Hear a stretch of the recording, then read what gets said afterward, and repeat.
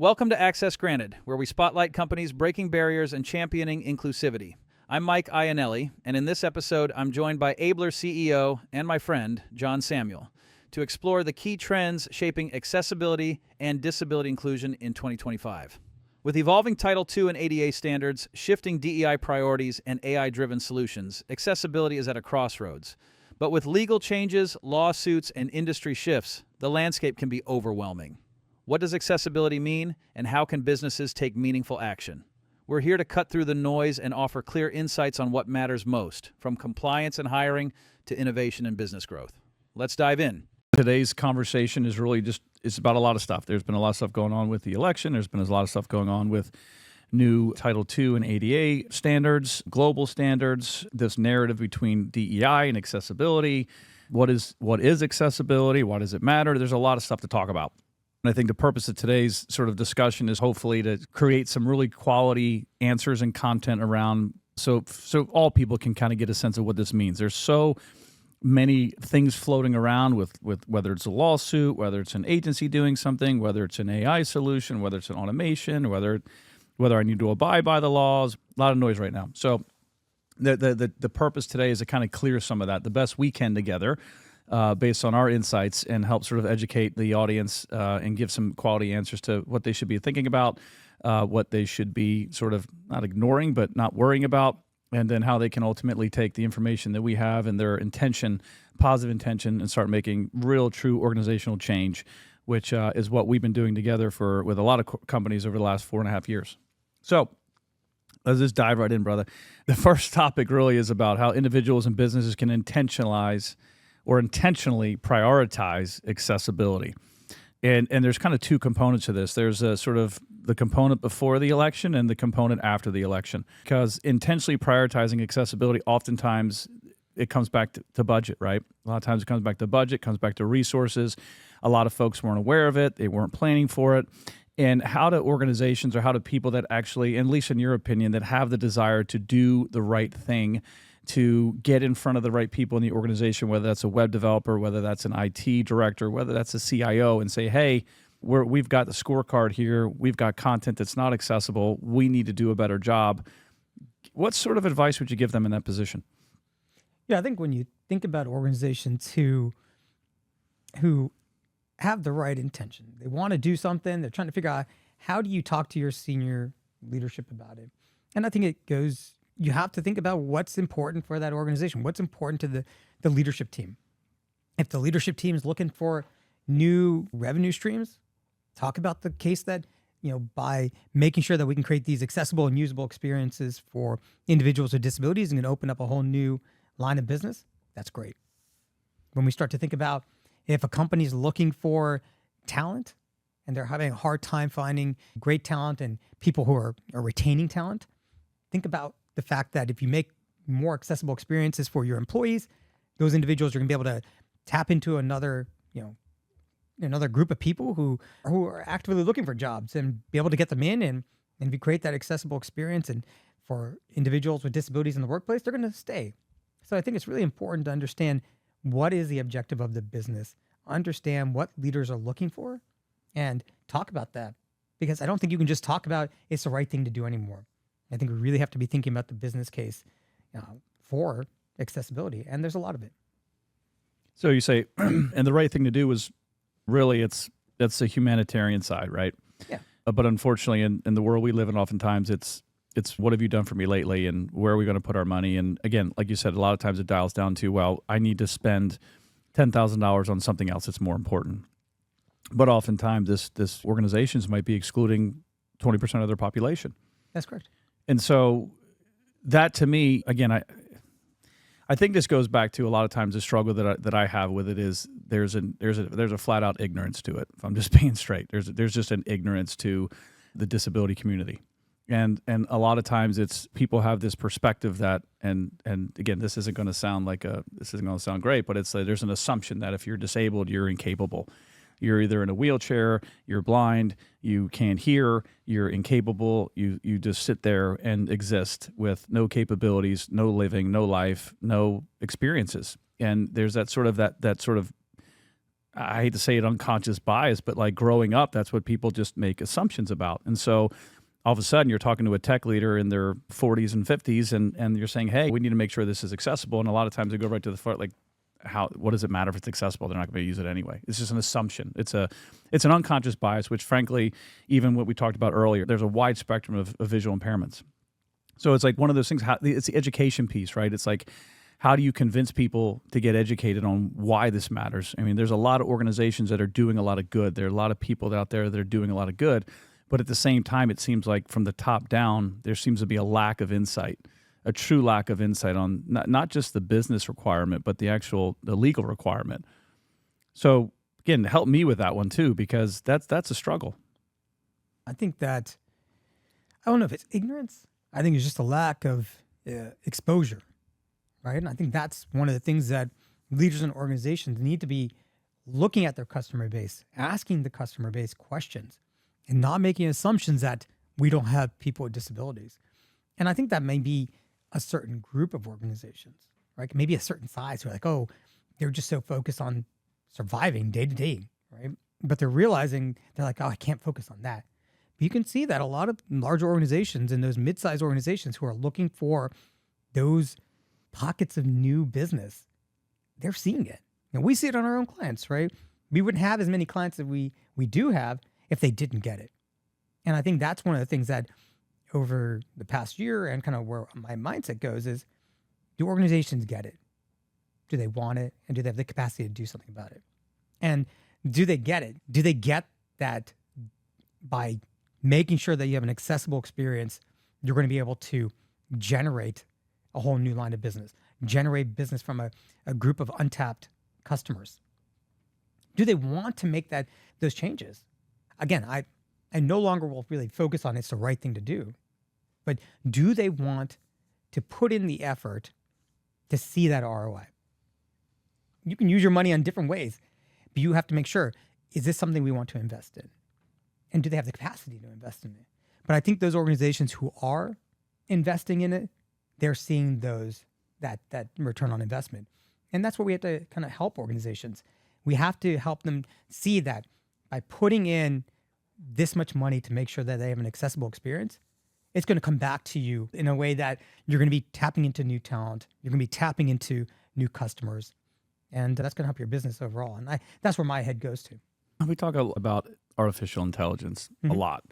And that's always a sticky point, right? But let me just ask you from your perspective. You're visually impaired. You've retinitis pigmentosa. Have you ever had any success using these applications? And obviously they're being a large percentage sued by the National Federation for the Blind. The results and the scores, they're just not good, right? But what people see in the value is, hey, I can do this for $500 a month, $1,000 a month.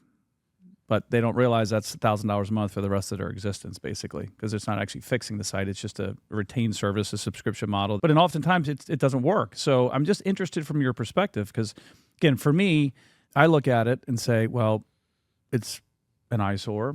It slows down the website. It's not accessible for the visually impaired. It's a continuing recurring cost. It's not fixing the problem. It's covering the problem.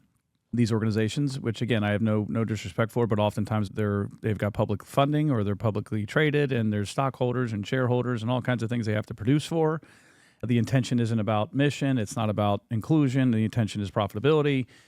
So from your perspective, what is your experience, personal experience? Yeah. And so to clarify, when you're talking about AI, you're actually talking about overlays. Overlays, yes. And sorry, so, I should clarify yeah, that. so when we talk about those overlays, my experience using it, going back to not just being compliant, the usability of those sites can be challenging. And so when I come across it, I can almost tell immediately, right when I get to the site, something may pop up or it's like, and again, it can cause confusion because I'm like, what's going on here? The experience isn't great. And that goes back to education. These organizations are coming to them quickly saying, I got the magic bullet for you. And we realize that accessibility can't just be done by putting a Band-Aid on a broken leg. It's a journey. You got to fix it. And you can continue to use these type of products on a monthly basis, pay that subscription and feel like, oh yeah, I have an insurance plan. But it's not an insurance plan because you still are at risk when somebody comes over and then they can't actually use your site. One, they can, file a claim if they want. Two, they're not going to buy anything because it's just not accessible. They can't use it. So I think that's, I haven't had a good experience. But when you talk about AI, I do think there's going to be a place for AI in accessibility. And I think it's going to be around using AI to help with the code level, not on the front side, but on the back end. You want to look at it, making sure that the code is accessible. But then it's going to be really important we talk about human in the loop. This is going to be something we talk more and more about, but we want to make sure that people with disabilities are giving you actual user feedback to actually tell you, you make this change on your site and you're making it more accessible, but is it actually usable? That's where individuals with disabilities are going to really come in. Testers like on our team can give you that feedback. Give me an example of that, John. A lot of times I use the Abyss as an example, right? So I can come into a site, I might be able to access it. I start panning through my navigation. I go down, maybe my H1s, H2s, H3s are out of whack. I have no idea where I'm going. Next thing I know, I go into a shopping experience and I'm stuck. I can't go back. I can't go forward. And I'm just repetitively hearing a consistent screen reader response. And that's again, just from playing with it, I'm not visually impaired, but that's the experience that I found is the Abyss. So give me one of your experiences, a frustrating experience or experiences that you deal with every day. Like I know some of them are like going on certain calls and stuff, like you're doing a presentation, you can't access the tool. Yeah. But give me something like a day-to-day operational world where you're at home. Nicole says, hey, I need you to go to Publix or whatever, or I need you to pick this up for the boys or whatever it is. Like give me something real that you're like, oh, this is ridiculous. For sure. I actually have the American Express Platinum card because one of the reasons is that I get the concierge travel desk because it's easier for me to call somebody and be able to book my flight. Because a lot of airline websites, when you go there, you get stuck in the calendar. That calendar often is really difficult with the screen reader. You get stuck and I can't get out of it. Or those experiences have caused me to spend money to get a concierge service. Oh. Right? So I'm spending or live in money. the fear of booking the wrong flight. Exactly, right? So, if I can't book a flight and we travel for work, and for me to be able to not rely on my team or rely on my wife, which is usually the person who has to do it for me, to be able to call someone else and have that done, I'm paying extra money for that service. But I shouldn't have to. But that's the main reason I have that credit card is literally because a lot of the airline websites just aren't usable for me. And they may get this check off as, oh, it's accessible. Technically, it may be accessible, but it's not usable for me in many cases. And that experience, when you get burned one too many times, you got to figure out solutions. So it might be accessible for someone with an auditory impairment or someone that has a physical impairment. They can see, they're just using a straw to navigate. Mm-hmm. But when it comes to the visually impaired community, which it makes up a large percentage of the disability community. Well, actually, no. You think about the blind community is actually a relatively small portion of it. But we have to remember, if you make it accessible for individuals who are blind, who are using a keyboard, it's going to help other people who use keyboard navigation. That increases the number of people, right? So you have to remember, you make it accessible for this group, it can be it'll help more people. So we always talk about accessibility is necessary for a few, but useful for all. And I think that's what we have to remember. That's good. That's good, my friend. All right, so let's talk about accessibility as it relates to some of this new stuff that we're hearing. Mm-hmm. Look, DEI was a community that we wanted to be part of for a long time because we felt like, hey, there's this whole community focusing on race and gender and faith and spirituality, but they're excluding a very large percentage of the population that actually crosses the entire spectrum of all those equitable initiatives.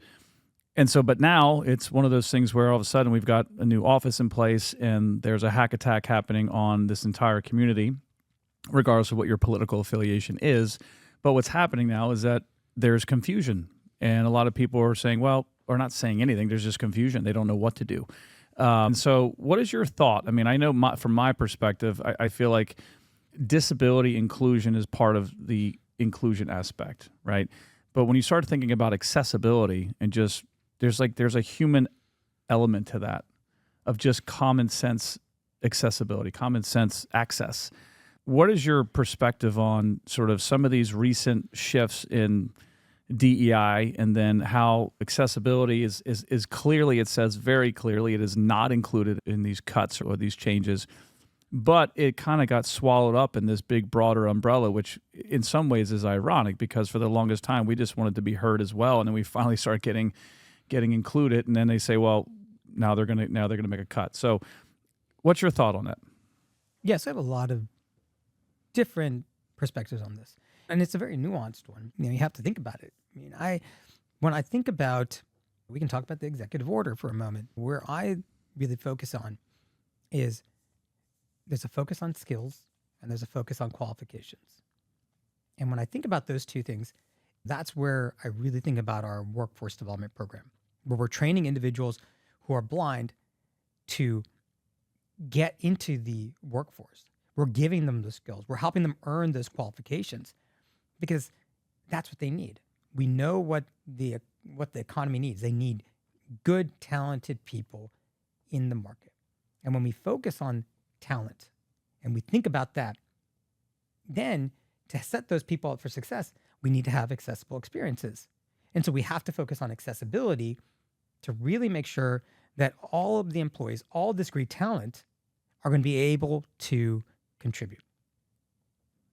So you're looking at it a little bit differently. You're saying, hey, the future of I'll say the future of employment, but when you're talking about talent and the future of career and the future of tech jobs and the future of AI and what kind of necessity or at least positions will be needed and available, for the longest time we've excluded a very large percentage of the population because of these unconscious biases that we just make assumptions on. And all of a sudden we've got this whole slew of hungry professionals that have been on the sidelines and saying, hey, wait a minute, there's nothing that you can do that I can't, especially in a world of evolution and technology. I can do everything that you can. I deserve the same opportunities that you do. Now I've got Ablr's program that comes in here. They're going to educate me for 16 weeks. They're going to go ahead and provide internships for me and mentors and mental health support and training. And now we're going to help me get a job. And that's great that we got a job. But wait a minute. If I'm working now, I need tools and I need tech and I need websites and I need content that's accessible too. So instead of saying the opposite of, hey, everything needs to be accessible for everybody, which it does, now we're looking at it and saying, wait a minute, in the future workforce development initiatives, which obviously benefits everyone involved, we need to make sure the content and experiences in organizations far and wide are accessible. That's correct. When we think about AI coming into play, it will displace millions of jobs, but it's also going to create even more jobs. And when we start to think about moving away from a knowledge-based economy to an innovation-based economy, what we really need to make sure is that it's going to be really focused on, humans, that human experience, and that's invaluable. And so we want to make sure that having that accessibility to make sure that humans with disabilities are going to be able to participate. And I think that's going to be, that's where we have to focus on, and making sure that the individuals have the skills that they need for those future jobs. And when I think about also, we talk about, we get a lot of questions like, how is everything going? We talk about our own clients. Our clients are retaining us. I mean, that's one of the best things about our business has been the retention of our clients. Yeah, they we're keep growing coming back, still. and we're growing, right? Yep. They're coming back. New people are coming. Because the interesting thing around accessibility was the accessibility was housed under the IT department, or it was housed under the compliance department, various companies, right? Wherever accessibility was housed. But it was often housed in those IT departments. And so in that case, those budgets have been, growing because companies are investing in their tech because they know that they have to invest in tech to be able to compete in the economy and then in business. And so in that case, accessibility is going to have to grow with it. And that's what I'm excited about. And I agree with you 100%. I mean, for me, being in it, obviously I have a little bit of a different perspective on it and working with the over 200 clients that we have. But to me, the connection on it, I can't get my head around how and why any organization would look at it and say, well, it's not important. It's not something we need to focus on. And again, it doesn't, to me, when I look at DEI, a lot of that's a social justice issue. I don't look at access as a social issue. And maybe my perspective is wrong on that. I never claim to be the most intelligent dude in the world, but in reality, I think of a lot of that being social. I think access to technology and access to living is not, to me, is not a social issue. What's your position on that? My view is that, when we talked about diversity, equity, and inclusion, it was always about talent. It's about talent management. It's about talent retention. Agreed. And I think that goes back to that word talent. Very separate than access. That's correct. I mean, you want to make sure that you have access to the best talent. You want to make sure that you have access to the people who are going to help with innovating new business lines. You're seeing companies who are saying, look, we know that by getting the best talent out there, and many of them come from different backgrounds and different experiences, it actually helps our business be more innovative.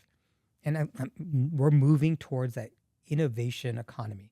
We need to be innovative. We need to be thinking outside the box. We have to be coming up with new ideas. And I think that comes from a diversity of thought. And that's going to be focused on talent management and talent retention. So I will always go back to talent because that's the one thing that we were always focused on in terms of thinking about a diverse and inclusive workforce was how do you get that best talent? And we'll see talent will always win out because that's what's going to really drive business. Yeah, I agree with that. And been spending so many years in the advertising business, it's like you've got to think about every population. Mm-hmm. When you can't just be in a niche world thinking of just your own self. And so because everyone's a customer. Everyone, well, exactly. Everyone's a customer. And that's the same thing with accessibility. Everybody's a customer. That's correct. Everyone's a customer. And so, yeah. So when you think about, again, some of these conversations they're just not easy to have, but it's worth talking about. But some of the Title II changes that are happening, I want to talk just a little bit about that because that's an interesting area. So Title II through the ADA has sort of been released, and there's different perspectives on what it means and what it doesn't mean. And I remember just when we started back in the day, it was like, man, someday these laws are going to change. It's going to be a wonderful thing that these are required. But there's some confusion around that. So when you look at Title II through the ADA, what is your emotional response to it? And then what is your sort of business response to it? No, I think when I think about it, it's a good idea. I mean, we have to make sure that, public institutions that have 50,000 or more people in your constituents in your community, and you have to be accessible by 2026. That's great. That's really good. I'd love to see that. But if you're not providing, financial support for that kind of change, or if there's not some type of guidelines that you have to get it done, I mean, it's almost like an empty promise. And that's where my heart goes. I'm like, well, did you actually think through this? Or it's a good thing to say, but it's a hard thing to implement. And so as we go through this, I really do think it's a good thing. And I think you're going to see communities who really get it. We're seeing it already, who are actually proactively working on this. And that makes me really happy. And that gives me hope. Because so when you say actively working, we're talking about university systems, we're talking about utilities companies, we're talking about states, cities, counties. That's correct. Municipalities. I mean, that's where we're seeing it. And it's those municipalities who are working on it because they know they have people who are impacted in their community who can't access, paying their bills, even the physical accessibility side too. Yeah, I mean, and that's where they're working on. And I applaud those organizations. I applaud the people who are taking that initiative. And I'm lucky to live in a community that's actually proactively doing this. And that makes me happy to live where I do, because I know not everybody has that. But I think that, at these public institutions around the country, if they really cared about their constituents and really thought about why it's important to do this, and they looked at the community and said, hey, we want to make sure that you feel you can live here. We're going to make sure that you can access all the utilities, all the kind of aspects of being in our community.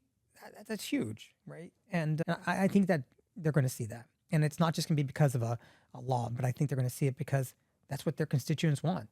That's what their constituents need. And that's going to be the one. That's going to be the thing that changes the mindsets of people. Whether it's the words we use or the way we treat people. I mean, obviously bullying is still going on, and that will always happen to some degree. But I think about access, and I think about the future, and I think about this. I mean, and again, not to put an age on it, but it excites me to think about the youth. What a lot of times I'll talk to my children or even younger kids, and they're like, it's like a duh moment for them. It's like duh, of course. Like, and yet we still struggle with, well, should it be done? Do you think this is something in accessibility and inclusion, this play specifically related to the disability community? I would like to think so, but I also think that that's why, I mean, we need to continue to share stories. We need to be talking about it. It has to be out there. And that's why we launched our high school program. We launched our Ablr Futures program to really help, show students who are blind that there's career opportunities out there. And one part of our program is a partnership with District C, which we call the Teamship. And this is where we're putting students who identify with a visual impairment with students who don't. And they work in teams to solve a real world business problem for real businesses. Great way to create empathy there. Right? And it builds empathy with those students who don't identify with a visual impairment and who may never have been on a team with somebody with a disability. Those students with visual impairments are now getting to be part of a team. That was one of the pieces of feedback we got when we were designing the program, was a lot of individuals who had the visual impairment had never been able to take part in team sports. And for once, they felt like they were part of a team. And it's really helped them when they got to college. And when we think about the future of work, that's going to be the kind of work environment. You're going to have individuals with disabilities. You're going to have people who don't. But to be able to learn how to work together, those type of experiences that we're creating now, that I think will drive change.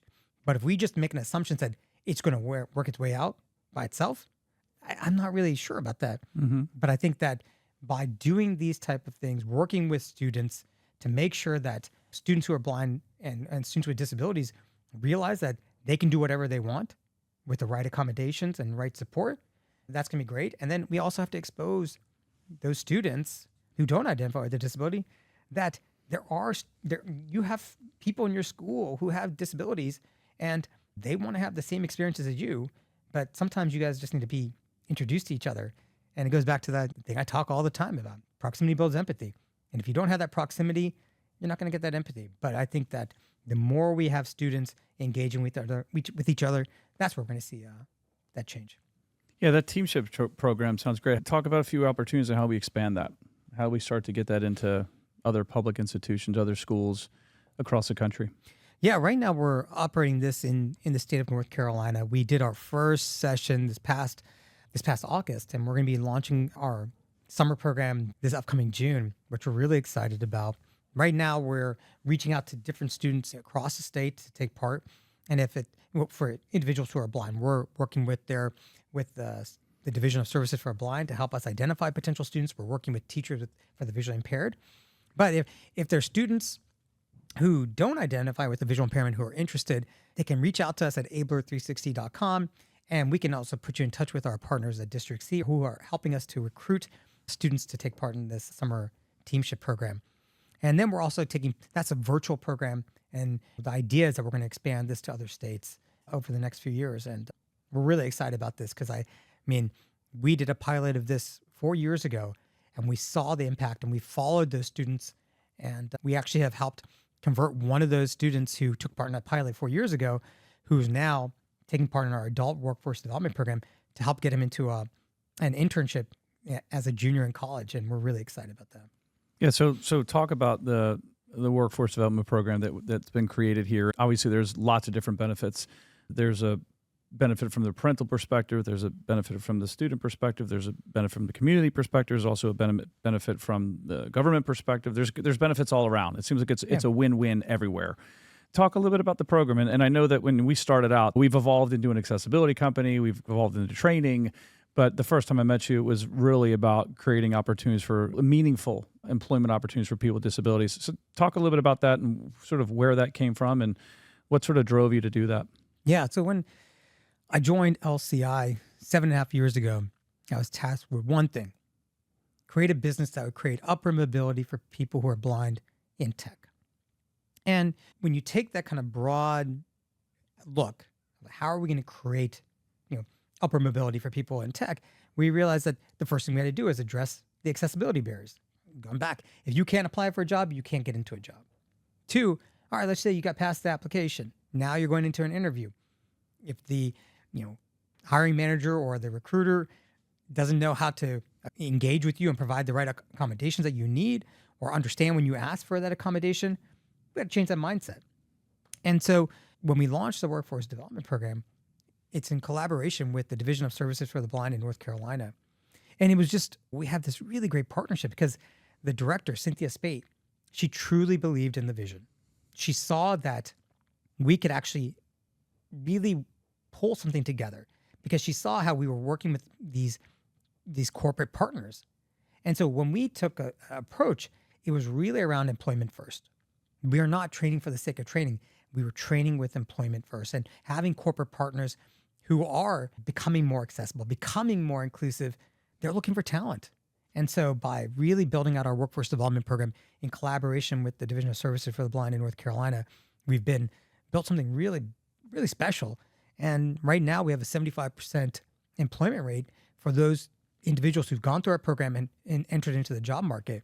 And when you look at the employment rate for people who are blind, it's 28%. And so we've really flipped that statistic upside down. Yeah, that's a great number, John. I mean, and some of these companies that we're talking about are no small companies, Mm-hmm. right? I mean, I don't know if we can mention, but we can talk about Ulta Beauty, which is one of our partners. Yeah. We talk about Pegasystems. We talk about LCI. We talk about Lenovo. American Heart, Lenovo. So Yeah. these organizations are really leading the way, and they see something. And I think that goes back to the program. So while we're here, let's talk a little bit about the program, because as we talked about before, this isn't a program for everybody. You just because you have a visual impairment doesn't mean you necessarily will get into the program. So there's some rigor that goes along with this program. There's an assessment process, right? There's a lot of work that has to be done before you can even get into the program. And then you got to go through 16 weeks of training and assessments along the way. And there's multiple milestones. And then you've got to get approved for the internship. So talk a little bit about like the rigor here, because that's one of the important things that we talk about. It's not just, hey, this isn't a charity. Yep. This is an opportunity to create incredible talent for tomorrow, where to fill gaps in the technology fields. And especially now with the accessibility movement and the innovation of tech and AI, there's no reason why these individuals, especially the ones that are hungry, that are loyal, that are motivated, that are smart, that are engaged in career choices and career selection, can't do what their able-bodied, quote-unquote, able-bodied counterparts can. So talk about how the program's evolved and how it is getting a little bit harder now. Yeah. So when we really started the program, we were so focused on the programmatic aspects of the program. We got to get through the training. And I remember with that first cohort, we got them through the training, got them into an internship within our team. And then we realized, okay, it's the employment piece. That's what we really have to focus on.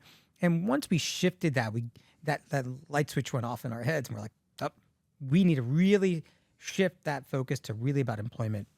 And that went all the way from every single milestone in our program, from the internship to the going back and say the actual rigor of the course to our assessments. We really had to really change everything we were doing. And that's part of it. We knew we had to pivot. Evolve or die, right? Exactly. Evolve or die. We had to disrupt ourselves. We couldn't just do the same thing over and over again. And so by really focusing on that assessment, we started to really focus on individuals who are hungry and coachable. And if they didn't have the technical skills, we can train technical skills. But if you're not hungry and coachable and you want that employment, what's the motivating factor to getting employment? Because we've had people who come through our program and they're not necessarily motivated in getting a job. They just were there. And that's not what we're doing. That's what differentiates us. We are looking to support those individuals who actively want to get a job. Because, we're using taxpayer money. This is money being funded by the state to fund this program. We need to be good stewards of the state. And that means really showing those outcomes. And we are going to provide the support. We're going to give everything we can to help build those employer partnerships so that individuals aren't getting a handout, but we're able to help open a door that they can never open a door, but it's up to those individuals to walk through that door and keep going. Yeah, and outcomes are everything. I worked in the education space for many years, and if you're not, again, you look below the curtain here, if you're not producing tax-paying citizens when they get out of school, right? Because there's all kinds of funding that comes around with it. Title IV funding was the biggest funding situation back in the day where I was. And so you're getting school loans, you're getting funding, and then all of a sudden these kids are graduating from schools with programs with degrees, and they're not able to get work. And then so that's an upside down situation. So it's very similar in a lot of ways. So we've got, in this case, from, again, just strictly from that perspective, it's a lot of folks don't realize that people with disabilities live on disability. And there's a lot of limitations there, right? What they can't talk about some of the limitations there. Yeah, so there's certain income requirements to be able to access these type of Social Security benefits. Medical benefits are at risk.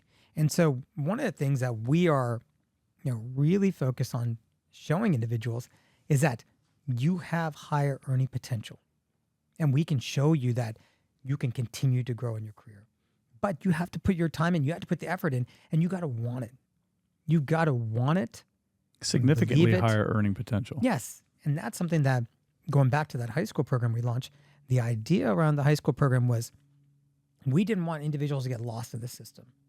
We wanted to make sure that high school students are actually going in an academic track or an employment track. But the track we didn't want was being capable to be able to work and sitting at home. That's what we didn't want. That's what we don't want. And so by us having this high school program, we can now, be in the lives, be supporting these students as they're navigating their decisions on what to do next. And so that kind of leads into our workforce development program. If they want to go there, if they want to go into the academics and they go to college and they're looking for a summer internship, we can help them. After they finish college and they're looking for employment, we can help them. But the idea is we need to make sure that people keep moving forward and not stopping. And that's been the case for many people in the past. And the reason is they haven't had anyone looking out for them. And we're here to do that and to support them because we know, that they have a huge potential for them and we're going to help them reach that. Sounds like Ablr's doing some pretty good stuff, man. It is, man. We're doing some amazing stuff and it's so cool. It's so exciting. And we were just at graduation with our fifth cohort a couple of weeks ago, and to see those individuals, to see the hard work they're putting into this program and what it means to them and why that motivation for them to get employment. Some of them want to get out of their parents' house. Some of them have said, I'm nearly 30 years old. I've never lived on my own. I want to do that. Some of them are saying independence. Independence. Who doesn't want independence? Right? That's a human right feeling. They want to be able to be independent. And that's what's driving many of these individuals. They want to be driven. They're financially driven, and just like everyone else. And I think that's the one thing we have to realize. The motivations of people, in many cases, are the same, right? What drives somebody who doesn't identify with a visual impairment and somebody who does have a visual impairment, often cases are the same. And they want the same things. They want the same type of life. And that's what we're trying to do, is to make sure that if that's what you want, we're going to help you get there. Yeah, so when we talk about vision long-term with this, and I have a few more questions. I want to dive in a little bit more of the accessibility, but I think this is good stuff. We played around with Academy. We played around with different school systems and locations. But at the end of the day, this is a very scalable program.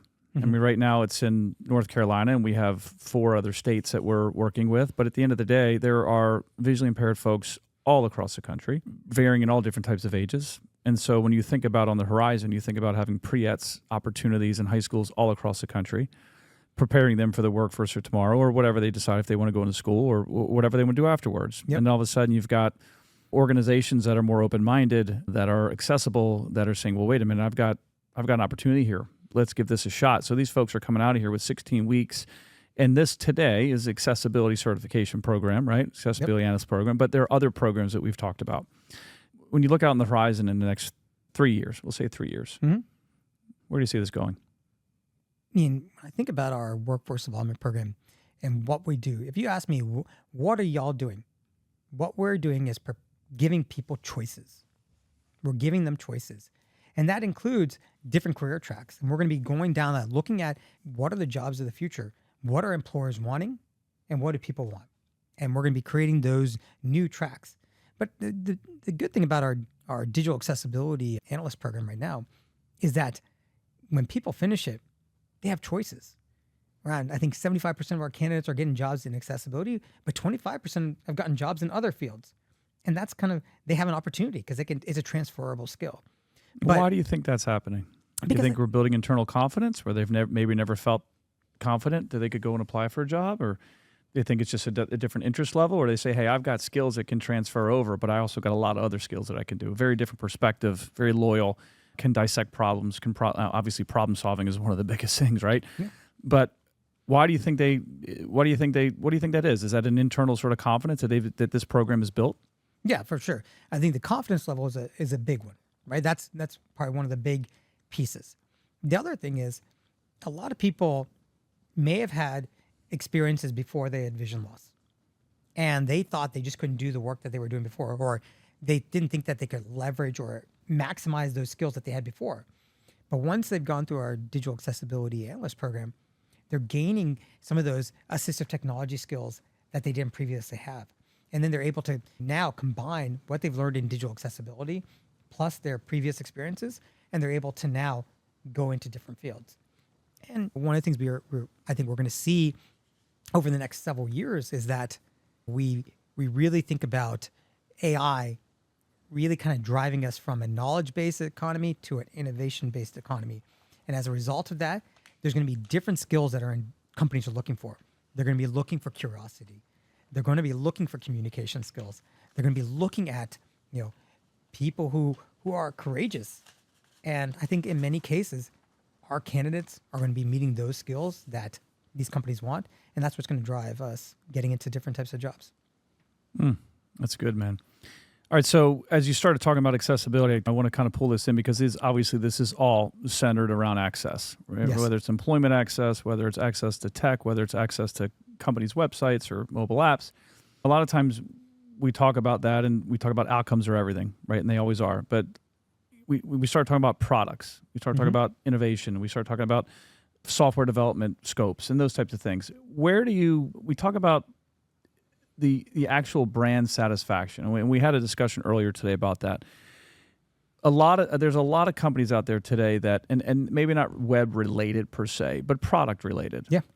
Where do you see the gaps there in terms of the true accessibility of that nature? Because I work with this every day, and a lot of times organizations will be using third parties, and these third parties they're just not there. But is this sort of something that they should be thinking about from the very beginning? Is this something that they should be evaluating on their own? Like, where do you see the outcome in terms of overall customer loyalty, product satisfaction? I mean, you talked about it earlier today about, hey, man, if I can't get into a place and I can't purchase, I'm out. And by the way, that's the same with me. Like, that's the funny thing about this whole usability thing is, regardless if you can see or not, a crappy website is a crappy website. Yeah. And so regardless, but talk about like the software side of it, because we know we talk a lot about websites, but we don't talk a lot about software all the time. And we have a lot of clients that are doing it right with software. Specifically, even Manscaped. We refer to Manscaped. Manscaped's doing it from product design. Yep. So accessibility crosses the barriers. It's not just about a website. It's about the entire ecosystem. So share with me just a few thoughts on that and why do you think that's important? Because again, a lot of times this is B2B, right? And there's always these answers, well, it's a small percentage. But at the end of the day, when you start thinking about usability and fully holistic ecosystems and experiences, everything should work for everybody. Yeah. Yeah, I mean, I think we go back to those things, what we talked about earlier. Accessibility is necessary for a few, but useful for all. And I think that if you kind of take that idea across software, product development, and sometimes it's accidental. I mean, for instance, my Ray-Ban Meta sunglasses. I mean, this was not designed for individuals who are blind. But I remember the very first time when I heard about them, it was on CNBC in the morning show, and they were talking about like, oh yeah, I can use the AI and ask what's in front of me. And I started thinking, I was like, why does a sighted person need that? Mm-hmm. And then this was over a year ago, and I bought them right away. And I started wearing them and talking about them. Now, I'd say a significant number of people who are blind are now using them and wearing them because they add a benefit to them. I mean, it's kind of a great example of just, I don't know about exclusion, but kind of. But I don't think Ray-Ban or Meta, they didn't think about that. I know, but how can't you think of that? Like, to me, that's, again, how can't you think of that? And then they go on the Super Bowl and they show Liam Hemsworth and some other guy, and they're like, "Ooh, look at my cool stuff at artwork." And it's like, Yeah. well, this is an application that is game changing for people with low vision or visual impairments. It's game changing. It is. And we had Ada Lopez on earlier. We did a webinar with her today, and we were talking about the Ada Lopez, just for the record, is from Lenovo. Yeah, from Lenovo's product diversity office. And we were talking about the ThinkPad. We were talking about the keyboard layout. How many people actually think about the keyboard layout when they buy a computer? I do. It's probably the most important thing for me. Gamers do, that's for sure. Yeah, gamers do. But for me, one of the things about that ThinkPad keyboard layout, it's consistent, and they have the function key grouped together, the clustering of those. And for a screen reader user, we're using those buttons all the time, and to be able to use it from the office and have the same keyboard when I buy one at home, it's amazing. And what people don't realize is that every keyboard, every other laptop has a different keyboard. It's really that ThinkPad has been consistent. It has a really accessible experience. And so, yeah, when I went to go buy a laptop for home, I first bought a Dell and looked at the keyboard. It's like, I can't use this because it's not accessible. It's not usable for me. It can be accessible. It's just not usable for me. And so, did you say Dell? Yeah, I bought a Dell. I thought you meant Gateway. But the cow, yeah, the cow boxes, no. But I ended up buying a Lenovo ThinkPad and I realized at that moment, that was almost an aha moment for me that said, look, this is it. And if somebody ever asked me if I were to write a blog about what laptops people who are blind should buy, that's it. I'm going to get the Lenovo ThinkPad. And it's not just because they're our partner and one of our customers. Oh, it's a great computer. But it's a great computer, and it's something that, it's consistently reliable, stable, and has some good accessibility features built in. and they care about it. And we know by talking to Ada today, they take user experience. We're working with them on their next gen stuff by actually providing feedback from people with disabilities. And when you get a company like that who is thinking about you and incorporating that in the new tech, and I guarantee that new tech that they're developing for people with disabilities is going to help all people. And we just don't even know how it's going to help them, but I guarantee it's going to. Do you hear that? Is that rain? Yeah. God, I sure hope my windows are up. Holy cow. I thought that was the air conditioning. How important is it to you to have a certified, because again, when you think about WCAG and you think about the entire programs with Trusted Tester and CPAC accreditation, and this is some serious stuff here. This isn't just like, oh, I went online on YouTube and I figured out how to do alt tags or H1s. It's like, this is a 16-week program, and it is not easy to pass this certification. Yeah. Which leads me to this point of how important is, one, human oversight, right? And I don't even know if oversight's a word. I'm still on the bank today that it's the only way to do it right. But the human oversight or human insight, and then the certification aspects of it. I know what the real deal, but from your perspective, like a certified accessibility person who's gone through 16 weeks of program, who's learned from someone who is also certified and visually impaired, who has taken the certification, who has done all the right things, who's gone through the internship, who knows the usability aspects of it, the accessibility aspects of it, and then you go to someone that says, "Well, we're just gonna learn on our own." Like, it just seems like such a broad spectrum. And so, my simplified question to you is, how important is it, one, to have a human? Because again, there's always a contextual insights to the usability challenges that these automated tools miss, and they miss a lot of stuff. And then how important is it from a certification program perspective? Yeah, so let's start with that initial piece of it. I talk a lot about how accessibility is not about a line of code, it's about human experiences. So if you're not including humans in your testing process, you're missing out on it. But not all humans are created the same in terms of accessibility testing, because I've seen a lot of people say they're just bringing on somebody blind just because they're blind, and they say, "Oh, come look at our site, just try it out." Heard that Or a bunch, yep. Somebody's like, "Oh, I'm going to put a blindfold on and use a keyboard." In the screen reader, I'm like, well, that's not the same. And so you have to make sure that by having somebody who does have that certification, again, certifications and designations are important, but it's not the only thing. But being what that certification is indicating is that this person knows the difference between what's actually accessible and what's not. And they understand what the difference between is it a user issue or is it actually an accessibility issue. And having somebody who is a native screen reader user who has that certification, they bring that lived experience, the book knowledge, and they're able to bring both of those together in a really great way. And that's what really differentiates our service offering, because we not only make sure that things are accessible, but we know that they're usable as well. Wow.